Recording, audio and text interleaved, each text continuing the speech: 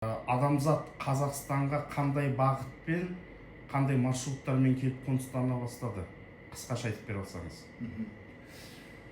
Енді нақты айтқан кезде біз әрине айтып отырмыз, бұрын гипотеза болды, осы адам баласы адам болған жерлер осы мынау Қытай, Африка деп. Қытайда Шинси аймағында табылып жатқан қаңқалар мысалы 1.700.000 жыл бұрын. Одан кейін Африкада 50-ші жылдары өткен ғасырдағы Луис Ликидің зерттегені Олдувай шатқалында табылып жатқан қаңқалар, ол да 1,5 миллион. Ал қазір енді Африкада табылып жатқан қаңқалар 4 миллионнан асып кетті. Оның ішінде Люси деген бар. 3.200.000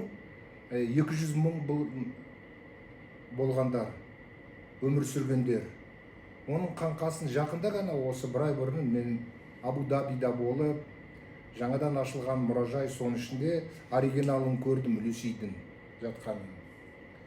Ал енді Дарвин теориясын алсақ, Дарвин айтқаны бар.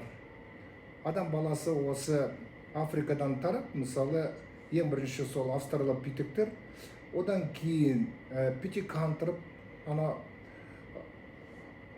Ява аралында табылған сүйектің қалдықтары, одан кейін Чокоудян үңгірінде Қытайда табылған сенантроп, одан кейін неандерталстар Европада табылған, Кроманьонс Францияда табылған, одан кейін Homo sapiens, біз түрлі адамдар болған деп. Ол енді біз түрлі адамдар, Дарвин айтқаны, неандерталдан енді 40.000 жыл ғана болған. Ал енді қазір біздің әріптестеріміз ресейлік академик Деревянко, Денисов үңгіріндегі зерттеп жатқан жәдігерлер өте қызықтырады. Әсіресе ол жерде кішкентай бір жас өспірімнің саусағы табылған. Соны зерттеп, генетиктермен бірге дәлелдеді. Ғалымдар шешесі әлгі қыз баланың неандерталка болған, ал әкесі Homo sapiens болған. Көрдіңіздер ме? Біз бұрын ойлап жүрдік, неандерталдықтар осы Европада қоныстанған, олар қайда кетті деп. Біреулер айтып жүрді, олар жаңадан келген адамдар жек қойды деп, өлтіріп кетті деп, сондай гипотеза айтып жүрді.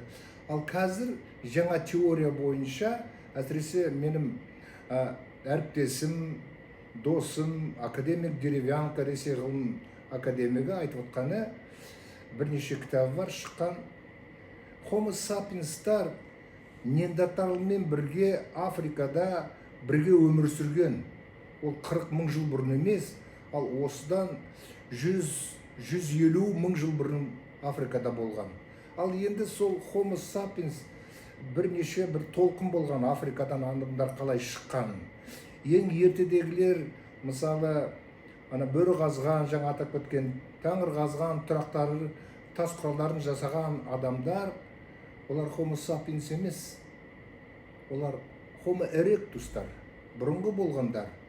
Ал енді Homo sapiens'тар келген қазір Қазақстан жерінде қалдырып атқан тас құралдары, мен қазір осы зерттеп отқаным, әсіресе Шығыс Қазақстанда өте қызықтырып атқан бүкіл ғалымдарды, ол Үшбұлақ деген тұрақ, сол жерде бір жерде ғана, ол 5 метр тереңдікке дейін қаздық, соны дәлелдеуге болады. 51.000 жыл бұрын адамдар осы Зайсан ауданында, сол судың жағасында тұрып, әлгі бұлақ, Үшбұлақ деген өмір сүрген. Ең төмендегілер, мысалы, жәдігерлер 51.000 жыл бұрын жасалынса, одан кейін неше түрлі біз радиоуглерод анализ, ОСЛ деген анализдер жасап, адамдар үшеде өмір сүре берген шикізат жанында, сонымен тек қана бір тұрақта бүкіл 50.000 жылдың тарихын айтуға болады. Сонымен әрине оған қаржы бөліп отқан ресейліктер оған қызығып отыр. Ондай тұрақтар қазір Қазақстанда абсолют датасы барлық тұрақтар бізде қазір көбейіп жатыр. Оның ішінде айтатын болсақ, қазір Майбұлақ деген тұрақ Алматының түбінде, одан кейін қазір менің шәкіртім Дмитрий Ожерелев пен Талғат Мамировтың зерттеп жатқандары Ұзынағаштағы, ол жерде де қазір абсолют даталар алынып жатыр. Біздің мақсатымыз қазір археологтардың осы жай тұрақтарды жердің бетіндегі зерттеу емес, ал мысалы үңгірлерді зерттеп, өйткені үңгірдің ішінде мынау көп жерлерді қазбай, бір жерде қазып, осы тас дәуірінің тарихын зерттеп, нақты дата анықтау.